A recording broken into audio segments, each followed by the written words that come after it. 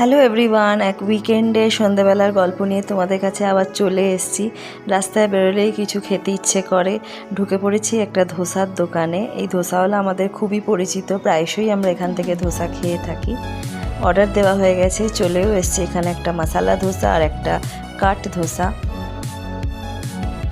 ছেলের ধোসাটা আসেনি বলে আমার থেকেই ভাগ বসাচ্ছে, একটু ঝালঝাল ছিল আমার ধোসাটা।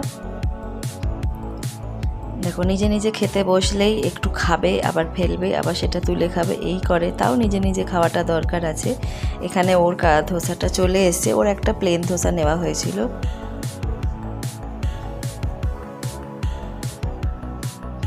খাওয়া দাওয়া চলছে জোর কদমে।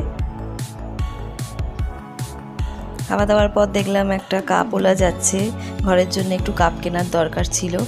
এদের কাছে খুব ভালো ভ্যারাইটি থাকে, দামটাও রিজনেবল থাকে। কাপওয়ালার সঙ্গে দরাদরি করতে করতে গলা শুকিয়ে গেছিল, আখের রস খেতে চলে এলাম। গরমের দিনে আখের রস খাওয়া মানে আহা, মনটা জুড়ে যায়।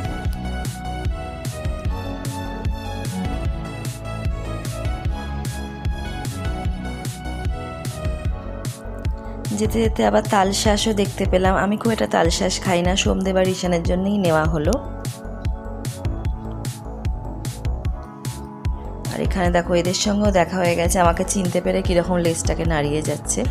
আর এই দেখো, এই 3টে কাপ কেনা হয়েছে, 90 টাকায় 3টে দিয়েছে, সস্তা হয়েছে না? চলো টাটা, আবার একটা গল্প নিয়ে চলে আসবো একটু পরে।